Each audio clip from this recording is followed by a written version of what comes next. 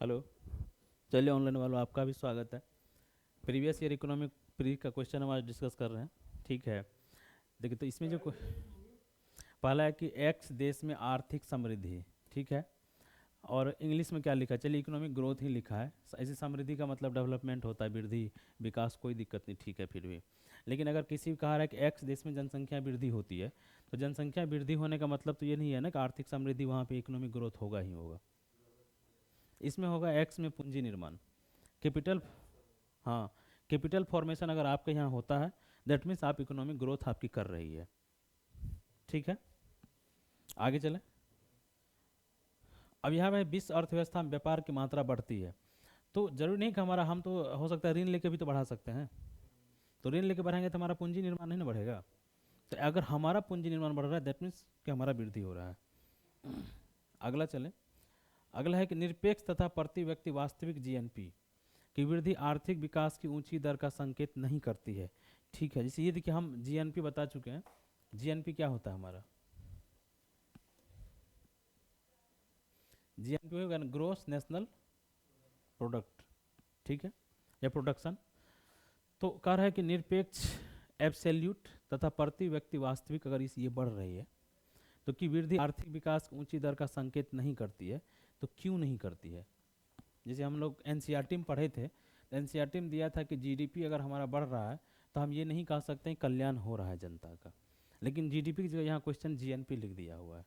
तो ये बताइए कि इसमें ऐसा कौन सा लग रहा है कि ऑप्शन सही होना चाहिए था?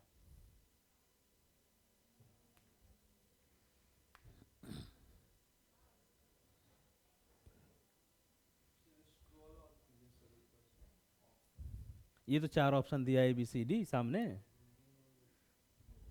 अच्छा, इंग्लिश आपको देखना है। चलिए कोई बात नहीं, इंग्लिश देख लेते हैं। दिख रहा है?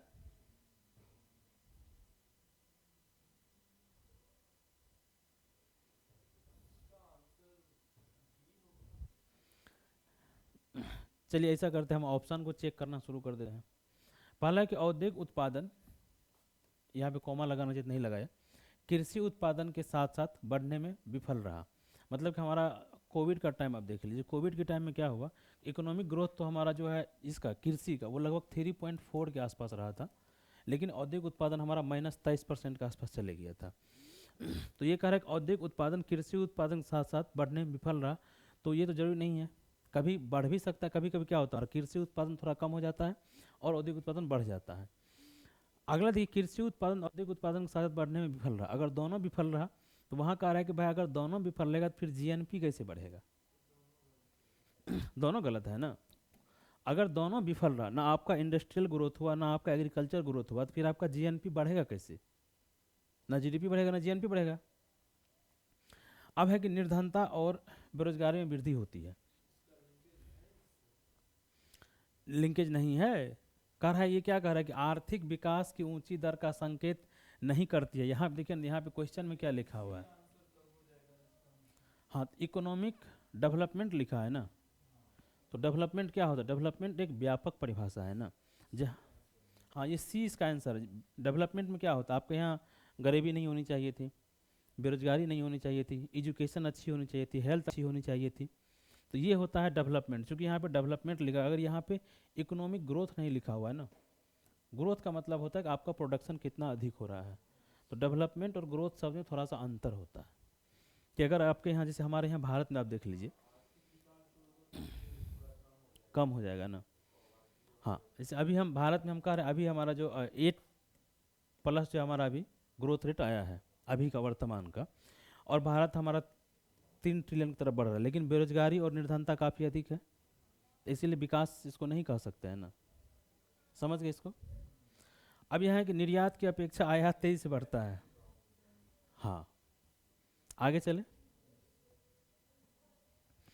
अगला है किसी देश की कर से जीडीपी के अनुपात में कमी। किसी देश के कर से, कर यानी टैक्स से जीडीपी के अनुपात में कमी क्या सूचित करती है? जैसे एक हम एग्जांपल सपोज कीजिए कि हमारा जीडीपी 100 रुपया का है, मान लेते हैं। 100 रुपये में क्या है ना कि पहले जो है हम कर ले रहे थे 10 रुपया। ठीक है, लेकिन अब क्या कर रहा है कि जीडीपी के कर से जीडीपी के अनुपात में कमी, तो अगर अब ये कम हो गया तो क्या सूचित कर रहा है?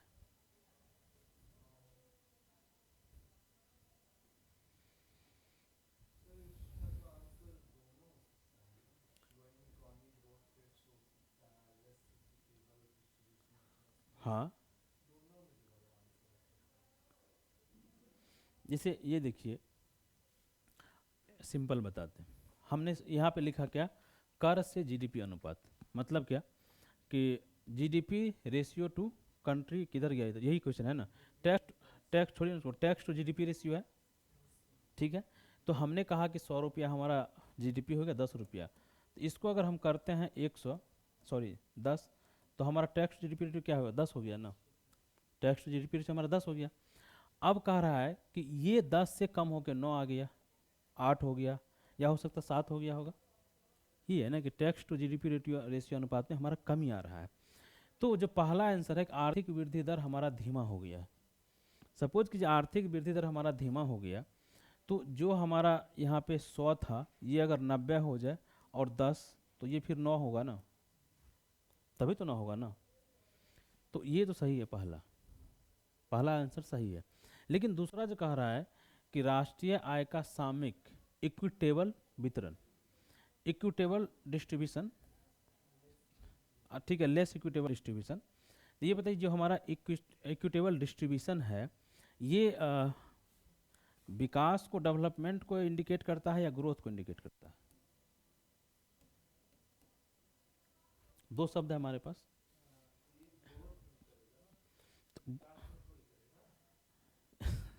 नहीं, राष्ट्रीय आय जो हमारा है, हाँ, कह रहा है कि राष्ट्रीय आय का कम को तत्काल हटा दीजिए, कम को तब तक छोड़ दीजिए, राष्ट्रीय आय का इक्विटेबल डिस्ट्रीब्यूशन यानी इक्वल डिस्ट्रीब्यूशन, इससे हमारा इकोनॉमिक ग्रोथ होगा या इकोनॉमी डेवलपमेंट होगा?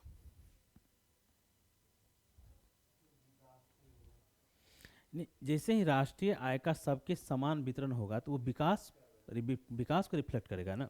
ये बताइए, अब ये कह रहा है कि अगर एक कम वितरण हो रहा है, हो सकता है किसी के पास 100 रुपया का 50 पहुंचा, किसी के पास 5 पहुंचा, किसी के पास 2 पहुंचा, तो ये हो गया ना अनइक्वल डिस्ट्रीब्यूशन, ठीक है।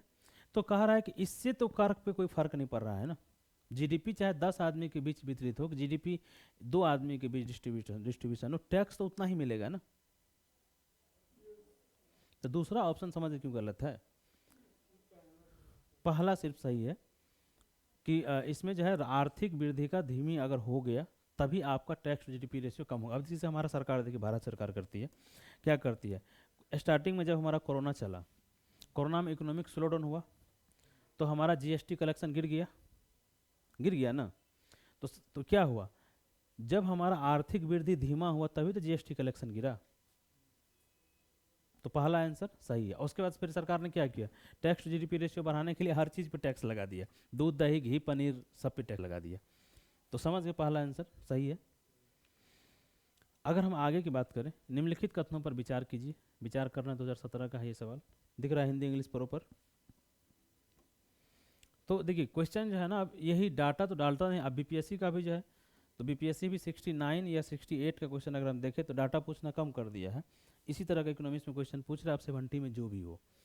तो पिछले दशक में भारत जीडीपी के प्रतिशत के रूप में कर राजस्व में सतत वृद्धि हुई है, कर राजस्व में सतत वृद्धि हुई है।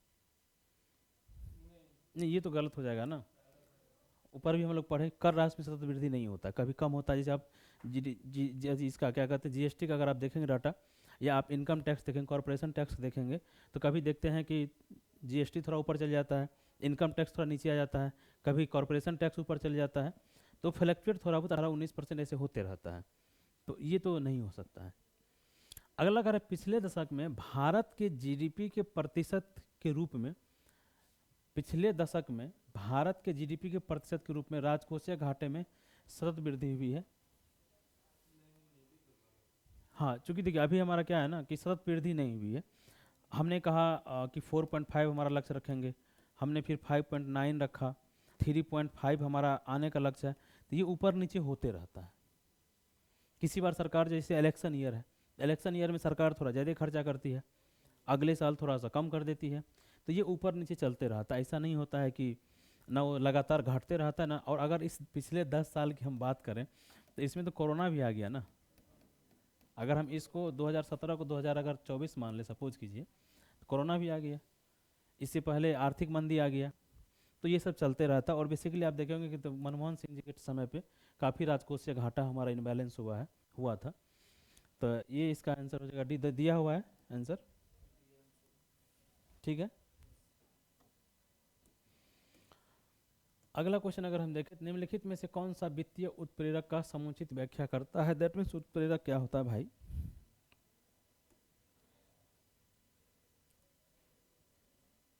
अच्छा, ये तो इंग्लिश पूरा ही यहाँ, अच्छा हिंदी इंग्लिश दोनों पूरा लंबा लंबा है। तो चलिए पहले क्वेश्चन देख लेते हैं फिर। तो वित्तीय उत्प्रेरक का मतलब क्या हुआ? Statement appropriately describe physical stimulus. अच्छा, फिजिकल स्टिमुलस हो गया ना। बताइए स्टिमुलस का हिंदी क्या लिखा है यार? उत्प्रेरक। स्टिमुलस पैकेज तो सरकार देते रहती है ना। जीडीपी जब हमारा स्लो होता है तो क्या करता है, जीडीपी में मांग बढ़ाने के लिए सरकार फिजिकल स्टिमुलस देती है। कोरोना के टाइम पे भी दिया था, 20 लाख करोड़ का शायद दिया था। 20 लाख कहाँ, 20 लाख करोड़ का ही दिया था, सही सा कुछ, या कितना दिया था। तो ठीक है, समझ गए।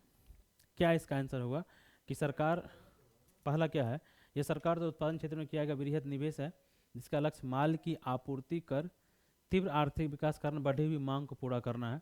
नहीं तो फिर इसमें कह रहा है कि यह सरकार के उत्पादन क्षेत्र में किया गया वृहद निवेश है, कोई जरूरी उत्पादन क्षेत्र में ही किया गया निवेश होता है फिजिकल स्टिमुलस, जिसका लक्ष्य माल की आपूर्ति कर तीव्र आर्थिक विकास के कारण बढ़ी हुई मांग को पूरा करना। ऐसा कुछ नहीं होता। जब इकोनॉमी स्लो डाउन होती है तब सरकार ऐसा करती, फिजिकल स्टिमुलस देती ताकि प्राइवेट सेक्टर आके निवेश करे और इकोनॉमी हमारा साइकिल जो चलने लगे। ये कंडीशन होता है। दूसरा कह रहा है कि यह सरकार की गहन निश्चयनात्मक कार्रवाई है जिसका लक्ष्य देश में आर्थिक गतिविधियों को बढ़ावा देना है। तो बी आप लोगों को क्या लग रहा है? ए तो गलत है, कंफर्म हो गया, नहीं गलत है। बी क्या लग रहा है आप लोग को, बताइए।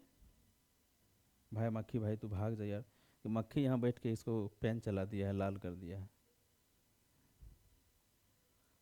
चलिए, तो बी क्या लग रहा है बताइए। चलिए, बी पॉसिबिलिटी लग रहा है तो ठीक है, हम सी देख लेते हैं। तो सी तो बिल्कुल गलत है ना। हाँ, डी। अरे यार क्यों ऐसे तुम कर रहे हो भाई, भाग जा।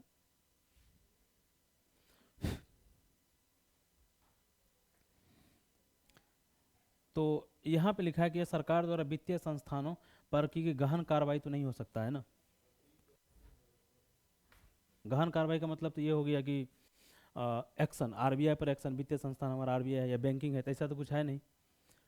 ठीक है, उसके बाद कह रहा है कि यह सरकार की चरम निश्चयात्मक कार्रवाई है जिसका लक्ष्य वित्तीय समावेशन नीति अनुसरण करना। तो ये भी, तो इसका मतलब बी आंसर सही है ना। फिजिकल स्टिमुलस दिया ही इसलिए जाता है ताकि हमारी इकोनॉमिक जो एक्टिविटी है वो बूस्ट हो जाए। तो यहीं पे वही भी लिखा हुआ है कि बूस्ट इकोनॉमिक एक्टिविटी। ये गेट थोड़ा खोल दे, माची भाग जाएगा यार, मार भी देंगे तो ठीक नहीं लगता है। थोड़ा उसको खोल दिए ना, उसको उसको उसको थोड़ा छोड़ दिए, हम कर देते हैं। नहीं कर जी, क्लास चल रहा है, ऑनलाइन क्लास रिकॉर्ड हो रहा है।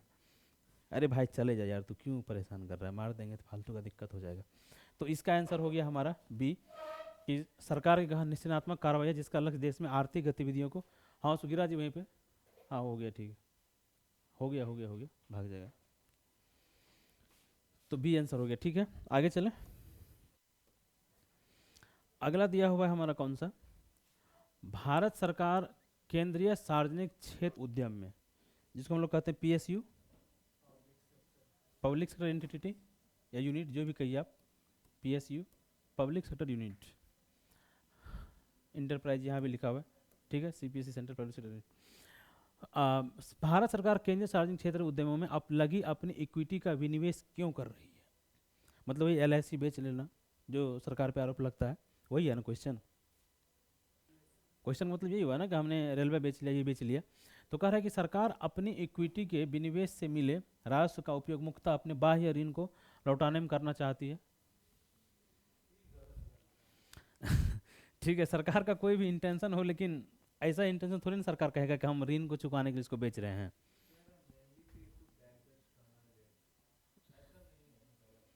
हाँ, दूसरा है, पहला है कि यही the government instead to use the revenue earn from the disinvestment mainly to pay lack of external डेप्ट। मान के चले कि सरकार, अगर ये मंशा सरकार का हो भी, हम एक सेकंड के लिए मान भी ले, लेकिन सरकार पब्लिकली ये तो नहीं कहती है ना कभी। जो पब्लिकली कहती है उसी को ना आप मानेंगे। सरकार कहती है कि हम विनिवेश कर रहे हैं, हमें पैसा चाहिए किसके लिए, इंफ्रास्ट्रक्चर डेवलपमेंट के लिए, हमें रोड बनाना है, पुल बनाना है। हाँ, इससे लोन नहीं चुकेगा। सरकार ये कहती है कि हम चूंकि बेच रहे हैं, हमें पैसा चाहिए इंफ्रास्ट्रक्चर डेवलपमेंट करने के लिए। दूसरा कह रहा है कि सरकार अब सीपीएससी के प्रबंधन का नियंत्रण अपने हाथों में नहीं रखना चाहती है। हाँ, इसमें कह रहा है कि the government no longer intends to retain the management, मतलब मैनेजमेंट कंट्रोल जो गवर्नमेंट के पास है वो नहीं रखना चाहती है। अभी भी तो बहुत सारे में 51% से कम ही तो निवेश करता है सरकार। 51% से अगर कम होगा तो फिर प्रबंधन मैनेजमेंट सरकार के हाथ रहेगा। तो सरकार का ऐसा कोई ये नहीं है कि हम इसलिए कर रहे हैं। सरकार का कहना है कि हमें पैसा चाहिए इंफ्रास्ट्रक्चर डेवलपमेंट करने के लिए, इसलिए हम ऐसा कर रहे हैं। तो दोनों आंसर इसका गलत हो जाएगा। क्योंकि देखिए है क्या ना, सरकार अगर सरकार ये ऑफिशियली कभी कह दे, सरकार के बजट में या सरकार के इकोनॉमिक सर्वे में किसी पॉलिसी में ये बात आ जाए कि हम प्रबंधन अपने हाथ में नहीं रखना चाहते हैं, तब आप ये ऑप्शन। लेकिन सरकार का ऐसा कभी ऑफिशियल स्टेटमेंट नहीं आया है कि हम प्रबंधन अपने हाथ में नहीं रखना चाहते हैं, ऐसा नहीं है। सरकार का है कि हमें इंफ्रास्ट्रक्चर डेवलपमेंट करने के लिए पैसा चाहिए, इसलिए हम पैसा वहाँ से ला रहे हैं। और दूसरा क्या है कि कुछ कंपनियां घाटे में चल रही है, तो घाटे वाले को क्यों कंटिन्यू किया जाए, तो ये सब रीजन सरकार देती है, ना कि ये रीजन देती है। आगे चलें। अगला एक, निम्नलिखित में से किन परिस्थिति में पूंजीगत लाभ हो सकता है। चलिए डी में 1 2 3 है, और ऊपर करेंगे तो थोड़ा क्वेश्चन ही कट जाएगा। तो पूंजीगत लाभ, कैपिटल बेनिफिट। तो पूंजीगत लाभ क्या होता है, अगर हम सिंपल परिभाषा में देखें तो पूंजीगत लाभ होता क्या है।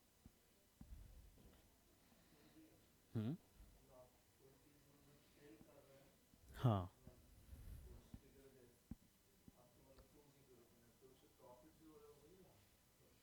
हाँ, मान के चलिए पूंजीगत लाभ ये हो गया ना कि आपने कोई मकान खरीदा था 1 लाख का, ठीक है, वो आज बिक रहा है 2 लाख का, तो पूंजीगत लाभ हुआ ना आपका, कि आपने पूंजी लगाया, उस पर आपको इतना लाभ मिला, तो पूंजीगत लाभ हो गया। इसी को अगर आप उस शेयर मार्केट से भी हम बताए, तो हम बताए थे कैपिटल गेन टैक्स होता है। तो कैपिटल गेन टैक्स यही है कि अगर आपको पूंजीगत लाभ सर्टेन अमाउंट, उसमें सर्टेन अमाउंट दिया हुआ है कि इससे अधिक अगर हुआ है तभी आपको कैपिटल गेन टैक्स देना पड़ेगा। तो अगर हम इसमें एक, तो ये तो हो गया कि जब किसी संपत्ति के मूल्य में प्राकृतिक वृद्धि हो, ये मकान वाला एग्जाम्पल सही है ना। दूसरा अगर हम बात कर ले कि जब किसी संपत्ति के मूल्य में प्राकृतिक रूप से वृद्धि हो। पहला, जब किसी उत्पाद के विक्रय में वृद्धि हो, इससे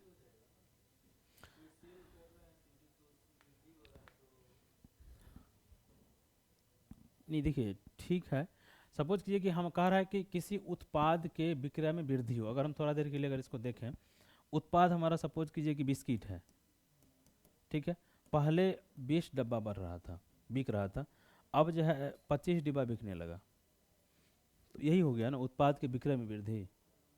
तो इससे पूंजीगत लाभ तो नहीं हो रहा है ना, क्योंकि बिस्कुट का दाम नहीं ना बढ़ रहा है। अगर हाँ, मतलब बिस्कुट का डब्बा अगर 5 रुपये का था, अगर वो अब 10 रुपये का बिकने लगा, तो ऐसा तो कुछ हो नहीं रहा है। अब कह रहा है कि जब आप कोई पेंटिंग खरीदते हैं और उसकी लोकप्रियता बढ़ने के कारण उसके मूल्य में वृद्धि हो जाए। हाँ, चूंकि यहाँ यहाँ लिख रहा है कि विक्रय में वृद्धि, मूल्य में वृद्धि नहीं कर रहा है ना। अगर मूल्य में वृद्धि होगा तो वो पूंजीगत लाभ होगा, कैपिटल। ठीक है, आगे चले। इसका आंसर होना चाहिए था बी।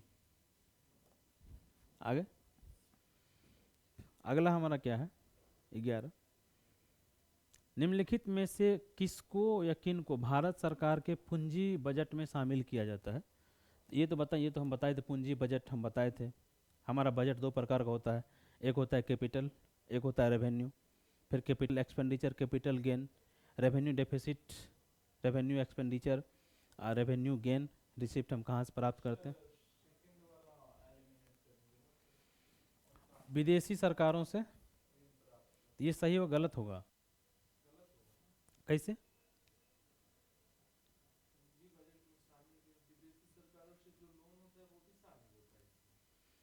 अगर हम किसी से ऋण लेते हैं तो वो हमको फिर रिटर्न करना पड़ेगा।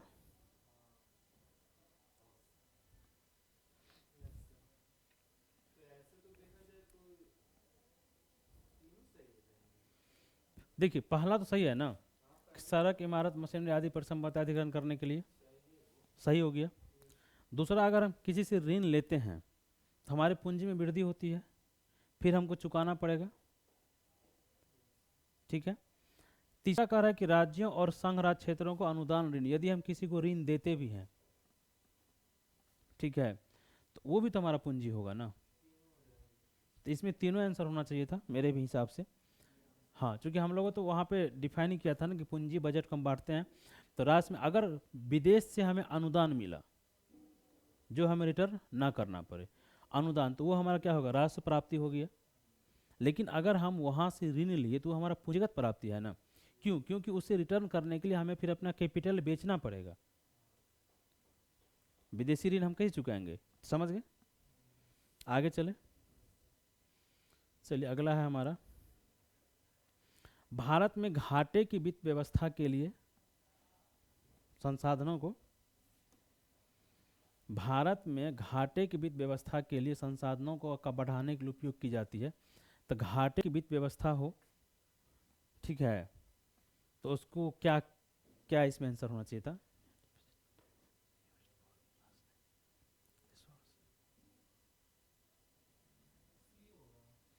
भुगतान से समायोजन करने के लिए, मतलब बैलेंस ऑफ पेमेंट, ये आपको लग रहा है।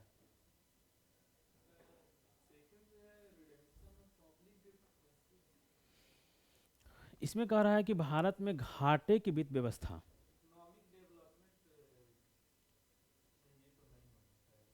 हम्म,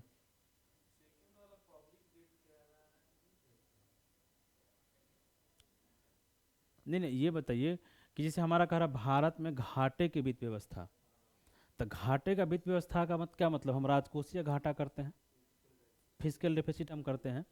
तो संसाधनों को बढ़ाने के लिए उपयोग की आती है, तो हम किस आर्थिक विकास के लिए सब काम करते हैं, हम रोड बनाते हैं तभी ना हमारा बेनिफिट होगा, पुल पुलिया हम बनाते हैं, ठीक है। अब सार्वजनिक ऋण चुकाने के लिए हम कैसे कर सकते हैं, ठीक है। आगे चले,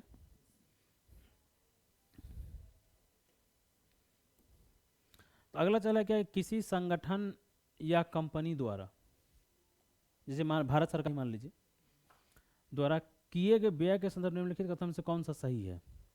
अगर खर्च कर रहा है वो, तो नई प्रौद्योगिकी प्राप्त करना क्या है, पूंजीगत व्यय है, सही गलत है। नहीं, देखिए नई प्रौद्योगिकी प्राप्त करना पूंजीगत व्यय होगा ना, उससे हम क्या करेंगे, उत्पादन बढ़ाएंगे ना हम अपना, पहला सही है। हाँ, फिर लिखा है कि ऋण वेतन को पूंजीगत व्यय माना जाता है, जबकि इक्विटी को राष्ट्र व्यय माना जाता है।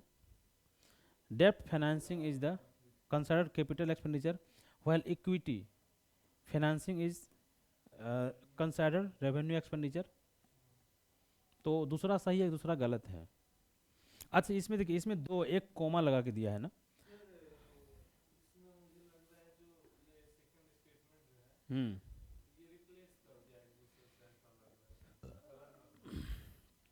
अच्छा, हम कह रहे हैं कि यहाँ से यहाँ तक हम एक एस्टिमेट मान लें और यहाँ से यहाँ तक दूसरा एस्टिमेट हो गया, इसमें कोई दिक्कत।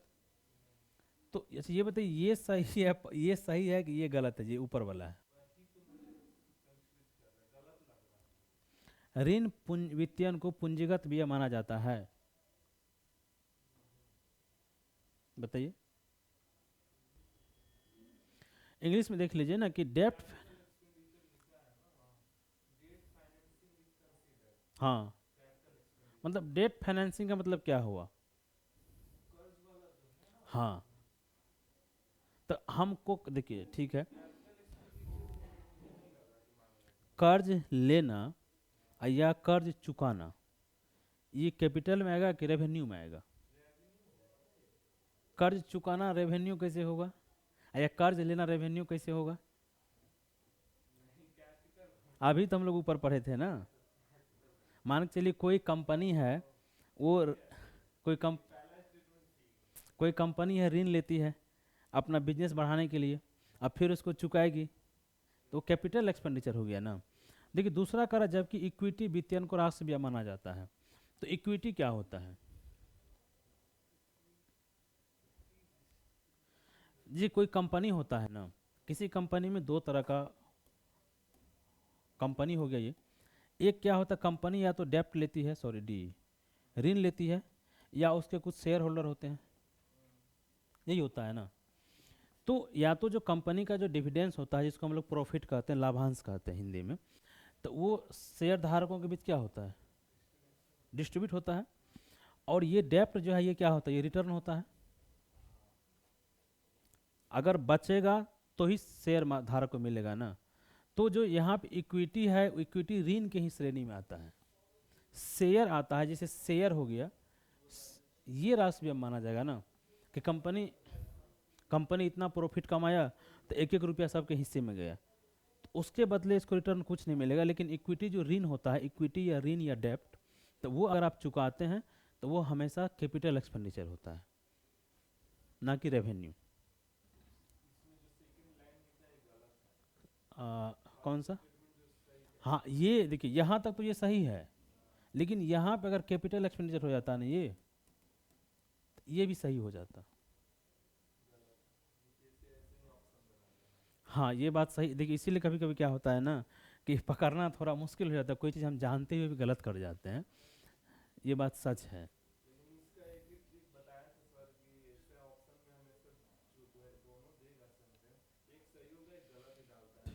वो 2020 से पहले 2017-18 तक होता था।